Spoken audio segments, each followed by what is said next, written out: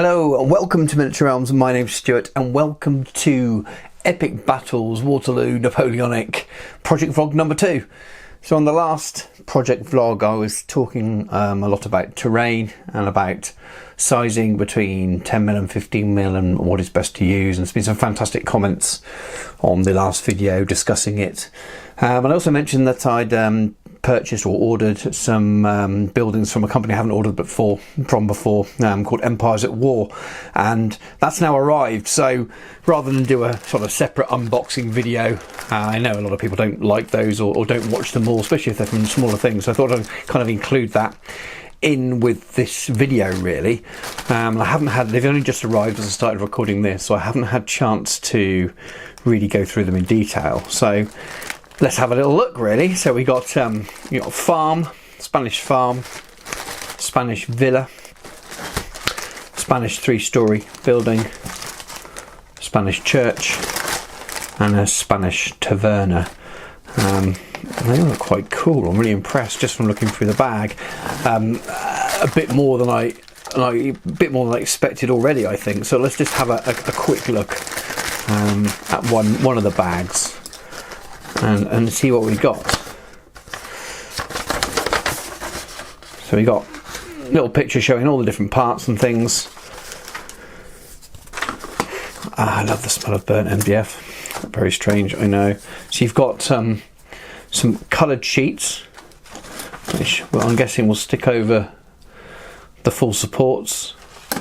Reminds me very much of foreground style things. There's some more coloured things, so red doors, the shutters, the other main parts of the building, and then these. I think they might even be plastic. Not what they're made out of, but I wasn't expecting that at all. So it's actually properly moulded roofs. So I'm really excited about these for the early signs. So yeah, I just thought I'd start this project vlog over, by looking at the kits, and I'll probably pause this now and build one and then continue the video so you get a bit of an idea of what they're like. There we go. All built. It was pretty easy to follow really. The instructions are fairly straightforward.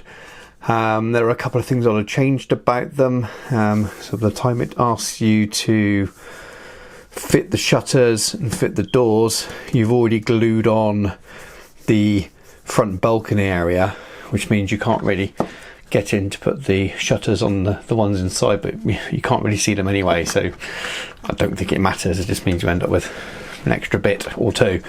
But that aside, it's really good.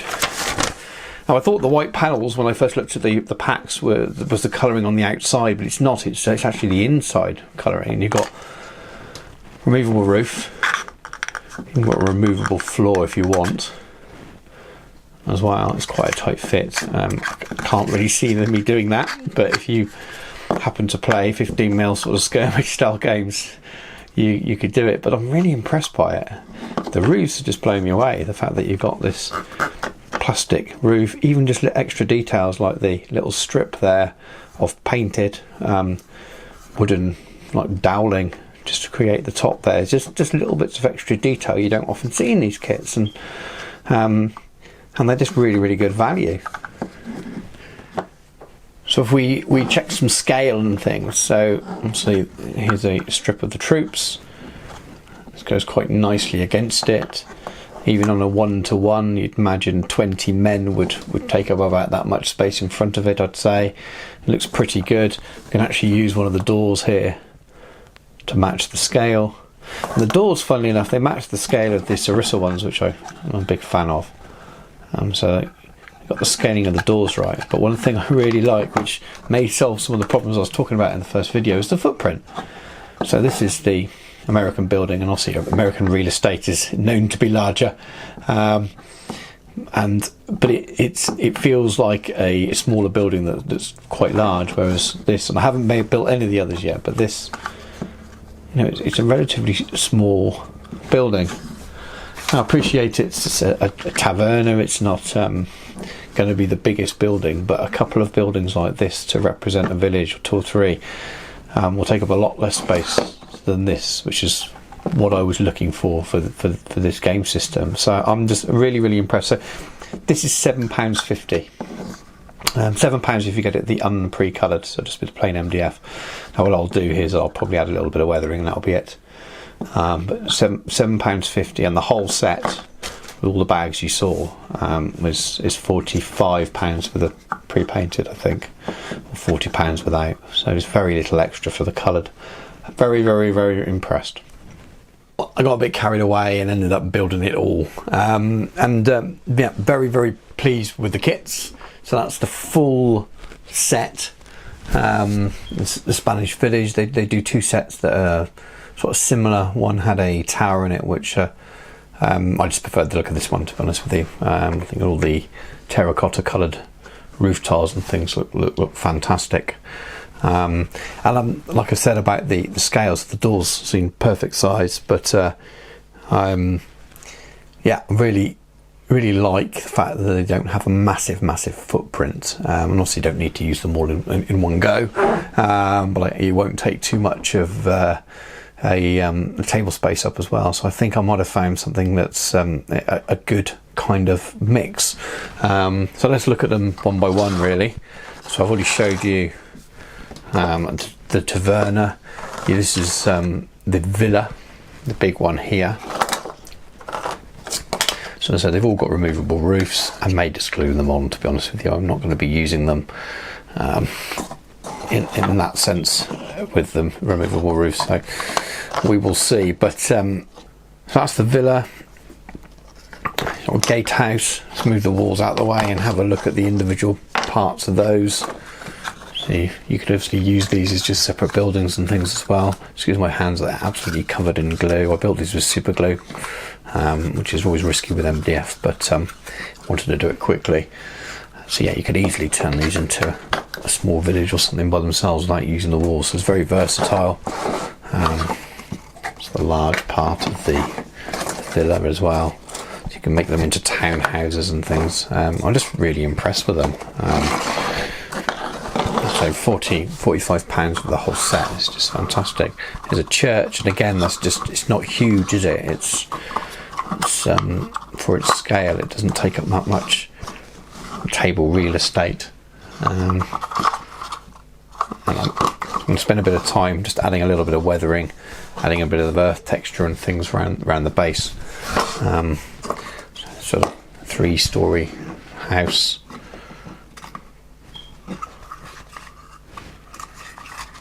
Just very, very happy with them. There's a little farm building.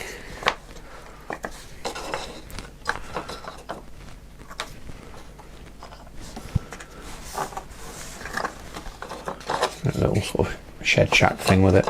Lots of opportunities there. I mean, if you, as I said a moment ago, if you remove all the walls quite easily, just use 2 or 3 of the buildings to form a little village or something like that, represent a little village, and put some on the other end of a table as well.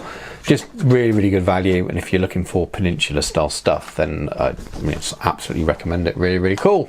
Time's still going on about them really, but I just thought I'd get them built and share them with you and sort of tell you what they're all like. And if you're doing Peninsula style stuff, I think they would be fantastic. What I will do now is I will tartan them up a little bit, add a bit of weathering and things, and I will take some pictures and probably put that at the end of the video, and I'll set them up on the mat as well. So as I just finished painting the buildings, I thought I'd just pop them on my Geek Villain El Alamein mat, pop a few trees on in the little green areas, and see if I could kind of make it double up as a bit of summertime Spain or Portugal. And actually it works a little bit better than I expected. Now I do have another mat from Geek Villain coming. I've got the Sicily mat, which is a nice mixture of green and a little bit drier land. I think that might be better, but that's on its way now, and it may appear later in this video. But I thought I'd just take a few shots while I've got it set up as it is, because I think it looks quite cool. Let's get a little bit closer to the buildings. I think they look pretty cool. I'm quite pleased with the way they look. A little bit of airbrushing and a few effects on them has just finished them off nicely. I could do a little bit more to them, but I'm fairly happy with them the way they are, and they do work quite well on this mat. As if by magic, the new mat appears. So you may well have guessed by now that I've not been recording this vlog all in one go. It's been recorded over the course of a few days, maybe mostly over a week or so. And my Geek Villain mat has arrived. Now this is the Sicily mat. Got a lovely range of mats. I think I've got 5 now. 2 that I've got are the same. I actually painted some roads onto one because I wanted roads in a particular place, and that worked very well. If you want to sort of find out about that, go back and look at my American Civil War epic blogs. But so this is my choice anyway for sort of a Peninsula Mediterranean style board. So I suppose it can work for south of France if you're ever fighting in sort of summertime or something like that. Maybe not so much for the winter campaign in 1814. Maybe that wouldn't match quite as well. But anyway, this is what I've kind of picked for my Spain-Portugal kind of thing. Having a bit more grass on there just makes it work a little bit better, I think, though I do think that previous LMA mat can work and does have some legs, and it'll do well for some variety. So sorry for the shaky cam. Let's take you in and have a little look. Now I just slung this all together, so I'm not really sure if this will be a proper layout. But I think it works quite well. Obviously, it could be any generic Spanish or Portuguese village or town, really. I know I talked about the part of Vittoria that I'm looking at building forces towards, so Cremara Major. And I think looking at the scenario I'll need to do with that probably would work with a centralised town or village. So again, this kind of layout would work quite well. I probably want to add a few more bits in because there's some very open areas, maybe some fields and farmland and things.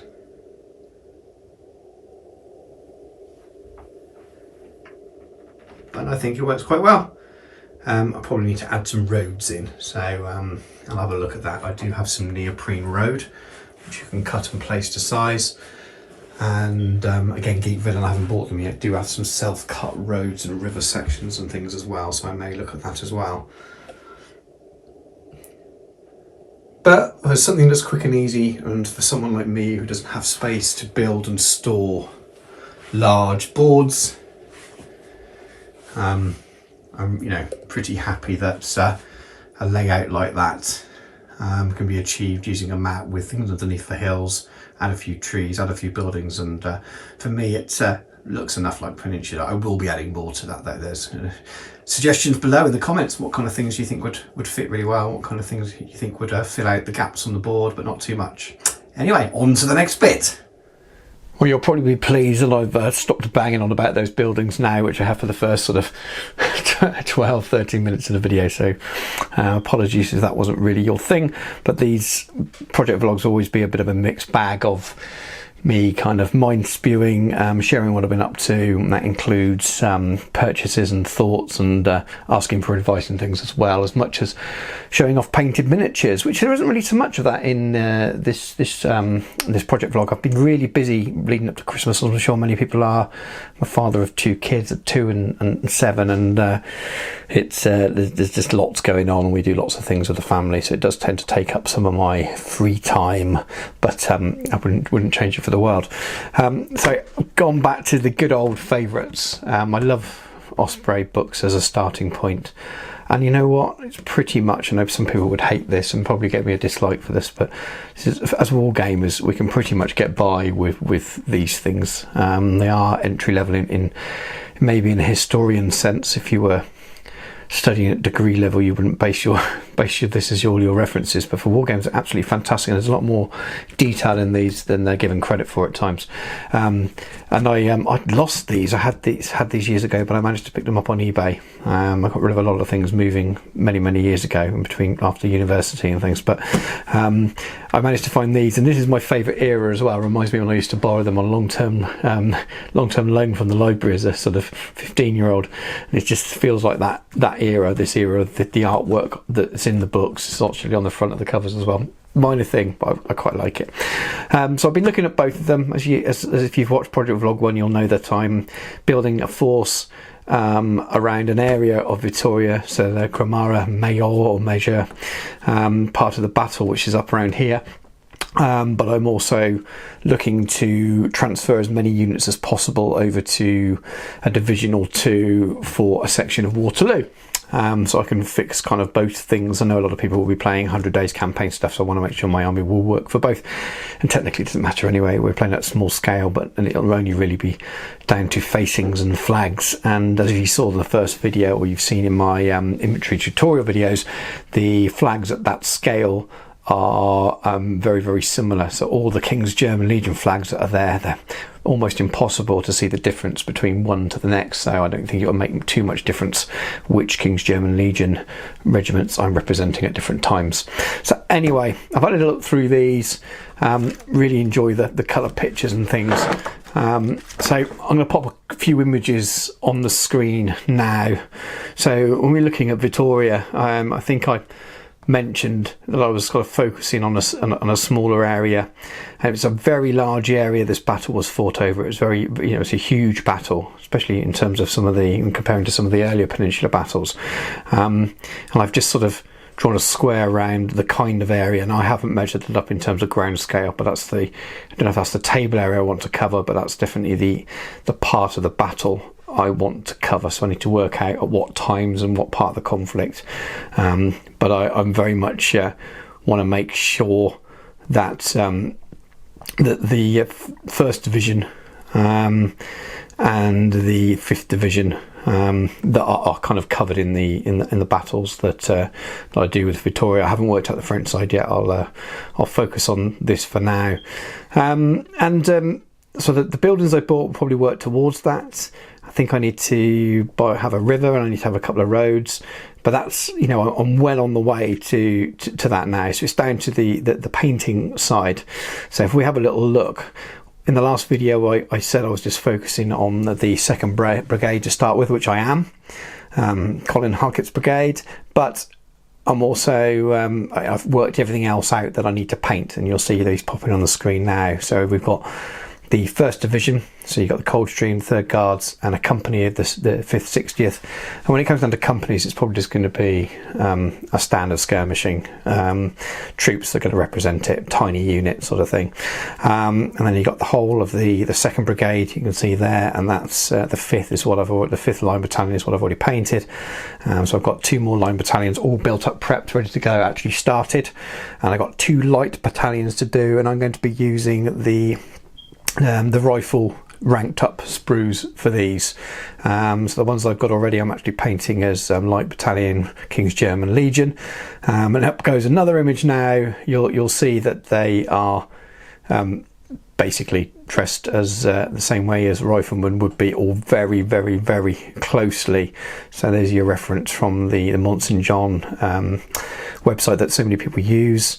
So you compare the King's German Legion there to the 95th entry. They're almost identical. I think the only difference it will be if you're using them as the 95th, you may well paint a few more sets of full green uniforms with trousers as well. There's very, very little difference, a little bit to do with the officers' jacket and braiding, but I'm not going to worry about that too much at this scale. And then we go back to the lists and things again. So after that we've got the 5th Division, and you've got the 1st Brigade and Hayes, you've got the 3rd of the 1st, and the 1st of the 9th Foot, the 1st of the 38th, and then another company. So that's going to be another stand or tiny unit of Brunswick Jaegers there. And then the 2nd Brigade, you've got the 4th Foot, the 47th Foot, the 59th Foot, and another company of Jaegers. And then again, I might well be using the rifle stands for those. They're yet to be decided. I haven't done my research on those yet. And then you have a Portuguese brigade as well. And then you've got the 3rd and the 15th Portuguese line. I'm not sure yet. I need to do some research. I've got lots of images on the Portuguese, and it seems that they seem to have more kind of false fronted chacos, a bit like the Belgic earlier in the war, and they tended to move more towards stovepipe things later in the war. And I think it might be because they were given lots of old British kit. I'm not 100% sure. Obviously what they had at the beginning of the war was not the Belgic shako, it was just something with a false front. So I need to work out whether I'm using standard British infantry or just going to be trying to use the rifle strips as well. But for the Cacadores, I'm definitely going to be using the rifle strips for those as well. So the people who end up with too many of them or don't want them, I may well be happy to purchase them, because I think I've got plenty of uses for them. Something I need to look into as well is the 2 battalions of each of these, of the 3rd and the 15th. Whether I want to see how big they were in terms of numbers. I haven't done the research on that, because if they're not too big, I may well just represent them as a large unit with an extra stand or so in that represents the 2 battalions of each of those regiments, rather than actually needing to double up on them. But I'll have to again look into that. And then you've got independent Portuguese brigades as well. So the same question, and basically the same setup for the one that's as part of the 5th Division. So you've got 2 more brigades there, and then there's cavalry. So the light cavalry brigade, it's the 12th and the 16th, the light dragoons, and then you've got the heavy cavalry brigade, and it's the 1st and 2nd dragoons, the King's German Legion. And then you've got some Royal Artillery there as well.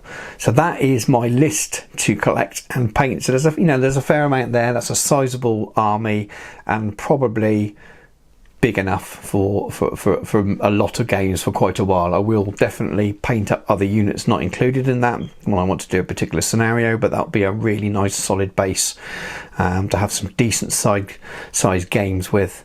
Use them in some small campaigns in Lake Peninsula, and then just some kind of made up campaigns and battles against other people. I've yet to do the same in full detail for Waterloo. I quite like the idea of using some of those King's German legions, including the light brigade, which is what light regiments, which is what I'm starting with now. And that's why I'm very interested in sort of focusing on the centre around La Haye Saint. And it's a lovely looking kit from Sarissa as well. It looks pretty good priced at £30, so I might well purchase that. And focus on my collection for my Waterloo kind of side of things around that. And that might mean I'm a bit split, really, rather than having whole divisions.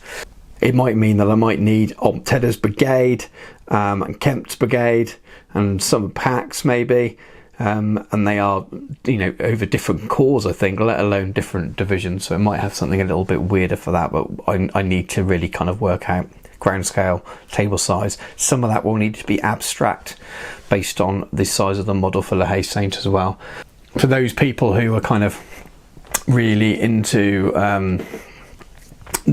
accurate figure scale and ground scale stuff, that I will probably annoy you a little bit, because I like to do some kind of happy medium of what looks good in terms of miniatures on the table, what fits on a 6x4 and 8x4 table, and then also what we need to do to reenact stuff. So it will be a little bit of each column, I'm afraid. So I'm sure I will annoy people with that when things don't match up exactly right. I'm sure people will tell me in the comments, but hey ho, I'll enjoy myself anyway. So I'll probably work out the British side of what I'm going to paint and collect for Waterloo first, as I'm sort of sorting out what British things, just so I can see how much, if anything else, I can carry over, and what extra regiments I'll need to paint up.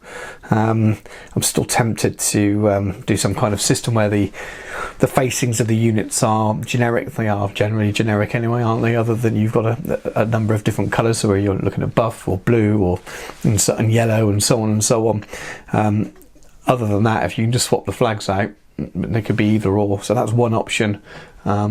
Just the ends of the flag poles, whatever they're called, make it a little bit hard to slide flags over the top, so I need to make them removable, or I'll just have some fun to paint up some extra regiments, which I may do as well. So I'll work out the British side of the Waterloo that I'm going to build for that side of the project, and then it'll be back to the Vittoria, working out the French, and then working out what I need to face off against the British for the Waterloo side, and again see what can cross over.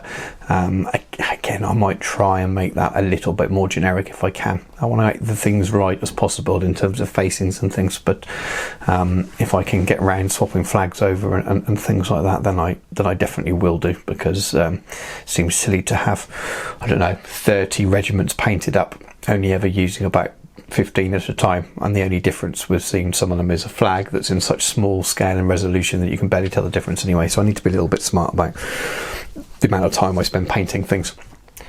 you would have noticed a few images going up as I've been jabbering away here.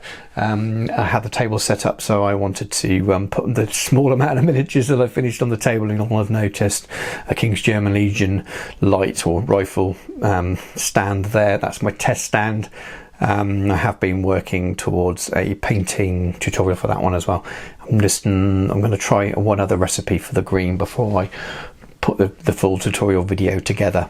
I know what I'm using for my base layer. The contrast layer is the highlight afterwards. What I used at the moment requires mixing something, which is not really ideal. I'd rather do something that's easier for people to copy if I'm doing a tutorial. So I've got something on order, and when that arrives I will try it, and if that works then that'll be what I put in tutorial. So that may well be out before Christmas, it may not be, depends when the paint arrives and what time I have. But other than that, thanks for bearing with me and watching me rabbit on for another video. There will be lots and lots of these. Please, I really do welcome your suggestions and thoughts and things in the comments. I may not take all of them on board, I may take all of them on board, who knows, but I do love to hear from you. Love to hear about what you're doing in your own projects and things as well. So if you've enjoyed this, please do think about looking at some of the other videos on the channel, especially relating to epic models and things, if that's what you're into. Think about giving us a subscribe and a like, and I'll catch you all soon. Take care.